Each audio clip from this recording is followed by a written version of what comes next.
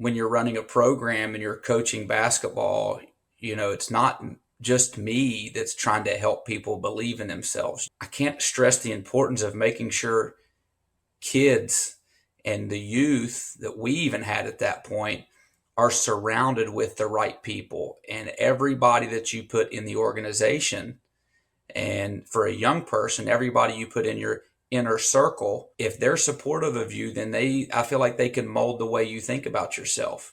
I think some key tells are, how do they communicate with others? Are they uplifting, or are they someone who beats you down? Do they relish in your failures, or do they celebrate your success?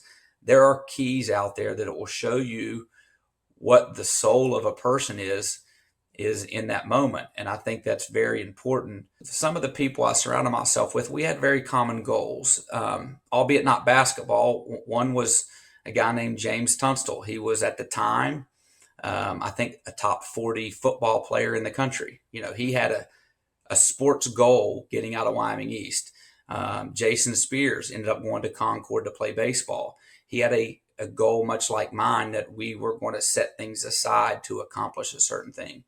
And we were on same teams that had failure. And our junior year of high school, for those that don't know, Mullins is a very, very storied basketball community. That's what people down here do. We play other sports in the meantime until basketball season gets around.